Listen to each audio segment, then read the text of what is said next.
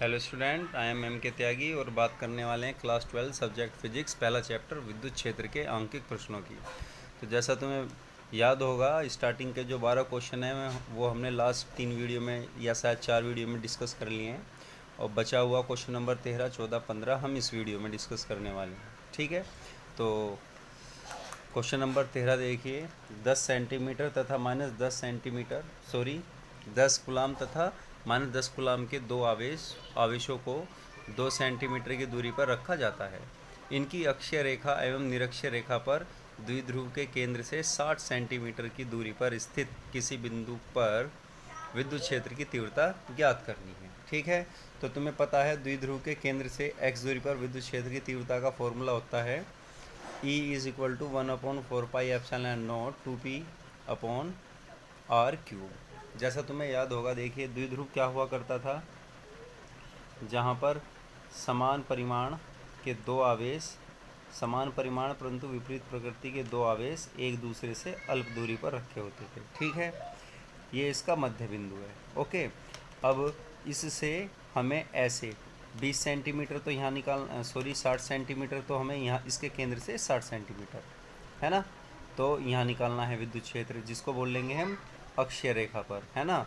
और जब निरक्षीय रेखा की बात करेंगे तो निरक्षीय रेखा हो जाती है, तो केंद्र से 60 सेंटीमीटर यहाँ निकालना है, ये हो जाएगी निरक्षीय रेखा। तो बात कर रहे हैं हम अक्षीय रेखा की, तो अक्षीय रेखा पर विद्युत क्षेत्र की तीव्रता का फॉर्मूला होता है 1/4πε0 2p अपॉन आर क्यूब। तो 1/4πε0 की वैल्यू 9 × 10⁹ 2 एज इट इज़, और p क्या होता है, द्विध्रुव आघूर्ण, जिसकी वैल्यू होती है 2a क्यूब, जहाँ 2a होती है इन दोनों के बीच की दूरी। ओके, तो हमें ये लिख दिया 9 दूनी 18 10 की घात 9, और ये होगा 2a क्यूब। 2a इन दोनों के बीच की दूरी कितनी दे रखी है, 2 सेंटीमीटर, तो इसको हमने कन्वर्ट कर लिया है मीटर में। ठीक है, और क्यू की वैल्यू क्या है, देखिए क्यू की वैल्यू क्या है, क्यू दे रखा है हमें 10 गुलाम, तो ये हो गया 10। ओके, अपॉन तुम देख पा रहे हो 60 मल्टीप्लाई 10⁻⁻² का क्यूब करना है, तो कितना हो जाएगा ये 60। ठीक है, तो ये हो गया इसका, ठीक है, तो ये हो गया 60 का क्यूब देख रहे हो तुम, तो 60 × 60 × 60 10 की घात -6। ओके, 18 दूनी 36, 10 की घात 9 है, और एक 10 हो जाएगी, 2 गए 8 बढ़ जाता है, 6 × 6 × 6 216 हो गया, और ये 10 की घात 3, 10 की घात 3 और 10 की घात -6 कितना हो जाएगा -3। 36 को 216 से डिवाइड करोगे 0.16 आएगा, मल्टीप्लाई 10 की घात 11, और इस पॉइंट को यहाँ लिख दोगे तो हो जाएगा 10 न्यूटन पर कूलाम। पर तुम्हारी बुक में शायद यहाँ 5 या 4 लिखा होगा, है ना। वो आंसर तब आएगा अगर हम यहाँ पर जो क्वेश्चन दिया हुआ है इसको 10 कूलाम या -10 कूलाम ना माने, बल्कि माइक्रो कूलाम हो। तो अगर आंसर ही मैच करना है तो यहाँ माइक्रो कर लेना, और ऐसे ही सोल्व करना है तो आंसर फिर हमारा ये आ गया, ये आएगा। तो ये होगी क्वेश्चन नंबर 13 की बात। अब हम करने वाले हैं नेक्स्ट क्वेश्चन 14 की बात। ओके, देखिए क्वेश्चन नंबर 14 क्या है, दो समान बिंदुवत आवेश Q जो परस्पर कुछ दूरी पर रखे गए हैं को मिलाने वाली रेखा के मध्य बिंदु में एक अन्य आवेश Q रखा जाता है। Q का मान एवं प्रकृति ज्ञात कीजिए कि निकाय संतुलन की अवस्था में रहे। देखते हैं अब इसका सॉल्यूशन। ठीक है, तो देखिए क्वेश्चन की रिक्वायरमेंट के अकॉर्डिंग दो आवेश हैं, एक यहाँ रखा है +Q और दूसरा यहाँ रखा है +Q। इनके ठीक बीच में हमने एक अन्य आवेश रखा है q। तो हमें बताना है Q का मान एवं प्रकृति कब, उस स्थिति के लिए जब निकाय संतुलन में रहे। तो देखिए संतुलन से मतलब क्या है, संतुलन से मतलब है किसी भी एक आवेश पर लगने वाला नेट बल 0 हो। संतुलन का अर्थ होता है गति का ना होना। अगर हम इसको बीच में रखें और ये दोनों आवेश समान ना हो, तो या ये तो इधर जाएगा या फिर ये इधर जाएगा, लेकिन दोनों आवेश परिमाण में समान है और हमने इसे ठीक बीच में रखा है ना, तो यहाँ रुका रहेगा। यही हमें पता लगाना है कि ये किस मान का और किस प्रकृति का हो, ताकि यहाँ से हिले डुले ना। ठीक है, तो उसकी मैंने तुम्हें कंडीशन बताए रखी थी, किसी भी एक आवेश पर अन्य आवेशों के कारण लगने वाला बल किसी भी एक आवेश पर अन्य आवेशों के कारण लगने वाला कुल बल अगर शून्य है तो वो निकाय संतुलन की अवस्था में रहेगा। तो हमने क्या किया है, इनको पॉइंट मान लिया, पॉइंट 1, 2 एंड 3। तो हम क्या कह सकते हैं, किसी भी एक आवेश पर देख लीजिए, जैसे मान लीजिए इसका पूरा डिस्टेंस हमने x मान लिया है, ठीक है। तो किसी भी एक आवेश पर देख लीजिए कुल बल कितना लगने वाला है, ठीक है। तो हम पहले आवेश पर ले लेते हैं। तो पहले आवेश पर लगने वाला कुल बल कैसा होना चाहिए, शून्य होना चाहिए। तो संतुलन के लिए क्या होना चाहिए, F1 पर कह लीजिए या 2 पर कह लीजिए या 3 पर कह लीजिए। लेकिन अगर तुम 2 पर लोगे तो वो हमारी कंडीशन सेट नहीं आएगी। उसका कारण ये हो जाएगा क्योंकि इन दोनों के बीच की दूरी सेम है, तो वो कैंसिल हो जाएगी, वो कंडीशन सेट नहीं आएगी। तो या तो 1 पर ले लीजिए या 3 पर ले लीजिए। तो पहले आवेश पर लगने वाला कुल बल कितना होना चाहिए, 0 होना चाहिए। तो देखते हैं अब हम पहले आवेश पर यानी कि बिंदु 1 पर जो आवेश रखा है उस पर कुल बल कितना लग रहा है, ठीक है। तो पहले आवेश पर लगने वाला बल देखते हैं, पहले के कारण दूसरे पर प्लस दूसरे कारण पहले पर प्लस तीसरे के कारण पहले पर, यही दो बल लग रहे हैं पहले पर, और इन दोनों का योग 0 होना चाहिए। तो पहले आवेश पर दूसरे आवेश के कारण लगने वाला बल कितना हो जाएगा, 1/4 pi epsilon not Q1 Q2। तो Q इंटू Q अपॉन इनका डिस्टेंस कितना हो जाएगा, x² प्लस, अब पहले पर तीसरे के कारण 1/4 pi epsilon not, okay. And Q1 Q2, Q1 कितना आया भैया Q, और Q2 भी कितना है Q, तो ये हो गया स्क्वायर अपॉन इन दोनों के बीच की दूरी हो गई x² इज इक्वल टू 0। तो तुम देख पा रहे हो 1/4 पाई एप्सिलॉन नॉट। चलो एक स्टेप ले लेते हैं, 1/4 pi epsilon not and Q upon x² common, और यहाँ कितना बचता है, एक मिस्टेक हो गई यहाँ, देखिए ये जो इसके बीच की दूरी है कितनी हो जाएगी, x/2 हो जाएगी, है ना, x/2 का होल स्क्वायर।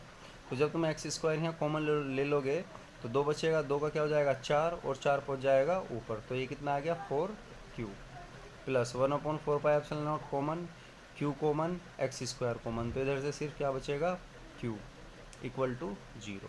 और ये सारी जो टर्म है 0 में चली जाएगी, बचेगा क्या 4Q प्लस Q बराबर 0 इज़ इक्वल टू, हमें Q की वैल्यू निकालनी है, ये आ गई -Q/4।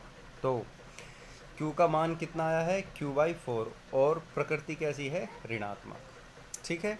Q का मान कैसा है, नेगेटिव, यानी कि नेगेटिव इसकी ऋणात्मक प्रकृति का है, और परिमाण कितना है कैपिटल Q/4।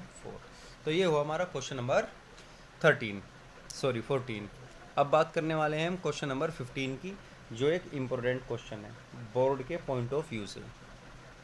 क्वेश्चन क्या है, एक समान विद्युत क्षेत्र में प्रोटॉन, ड्यूट्रॉन एवं अल्फा कणों के त्वरणों का अनुपात ज्ञात करना है, ठीक है। एक समान विद्युत क्षेत्र के अंदर एक प्रोटॉन रखा है, ड्यूट्रॉन रखा है और अल्फा कण रखा है, हमें इनके त्वरणों का अनुपात ज्ञात करना है, ठीक है। तो तुम जानते हो विद्युत क्षेत्र के कारण आवेश पर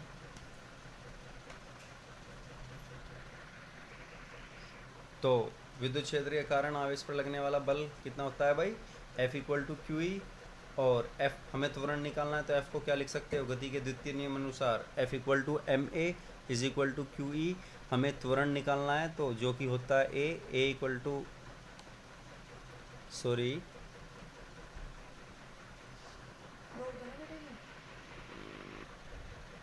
ठीक है, तो A= हो गया QE/m। तो हमें किस किस का त्वरण देखना है, प्रोटॉन, ड्यूट्रॉन एवं अल्फा कण का। तुम्हें देखो कुछ बातें बताता हूँ मैं, याद रखनी है। जो हमारा अल्फा कण है, अल्फा कण होता है हीलियम का नाभिक, जिसको लिखते हैं हम 2He4, ये होता है अल्फा कण, या इसको तुम क्या बोल देते हो, अल्फा कण। तुम्हें हमेशा याद रखना है अल्फा कण पर जो आवेश होगा, अल्फा कण पर जो आवेश होगा ये प्रोटॉन के आवेश का 2 गुना होता है, ठीक है। और अल्फा कण का जो द्रव्यमान होता है ये प्रोटॉन के द्रव्यमान का 4 गुना होता है, ठीक है। ऐसे याद रखनी है बात, अल्फा कण का आवेश प्रोटॉन के आवेश का 2 गुना, अल्फा कण का द्रव्यमान, सॉरी दिखाइए, चलो उसकी लाइट दिखाइए तो काम ना कर।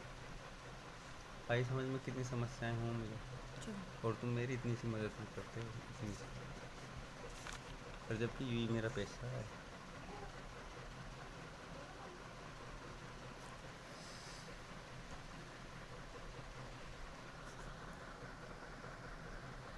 ठीक है, क्या बोलते हैं इसको, ड्यूट्रॉन।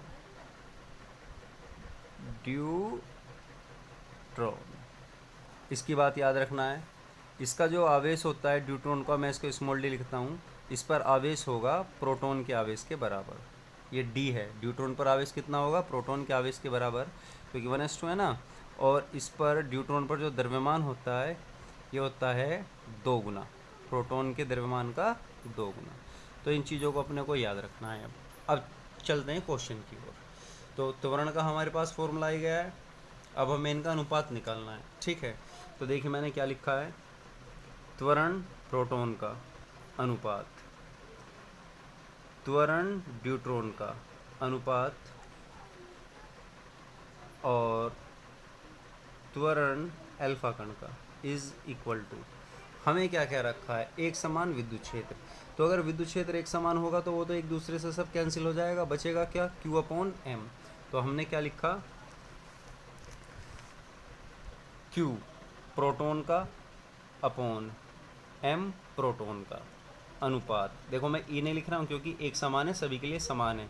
तो जब सभी के लिए समान होगा तो त्वरण इस पर निर्भर नहीं करेगा। फिर आवेश किसका, दूसरा क्या लिया है, ड्यूट्रॉन, और द्रव्यमान भी ड्यूट्रॉन का। फिर अनुपात आवेश किसका, अल्फा कण का, और द्रव्यमान भी अल्फा कण का, ठीक है। तो इनका अनुपात ऐसे का ऐसे लिखा इसको, is equal to, okay student. तो देखो देख लिया होगा मैंने इसकी वैल्यू रखी है। वैल्यू कहाँ से उठाई थी, ये साइड से जो अभी तुम्हें बताया है और रखा है 1:1/2 अनुपात 1/2, ऊपर 2 से मल्टीप्लाई कर दिया, ये आ गया है ना। तो ये काफ़ी इंपॉर्टेंट क्वेश्चन है, क्वेश्चन नंबर जो 15 है। और मुझे उम्मीद है कि ये आंकिक प्रश्न तुम्हारे विद्युत क्षेत्र नामक चैप्टर के समझ में आ गए होंगे। शायद 15 ही क्वेश्चन थे जैसा मुझे ध्यान है, और बाकी के अगर क्वेश्चन बचते हैं तो वो कमेंट बॉक्स वगैरह में जाकर तुम मुझे बता देना। और नेक्स्ट वीडियो में हम बात करेंगे नए चैप्टर की, गॉस के नियम और उसके अनुप्रयोग। तो पहला चैप्टर है, इसको ढंग से करना, काफ़ी इंपॉर्टेंट है। Okay student, bye.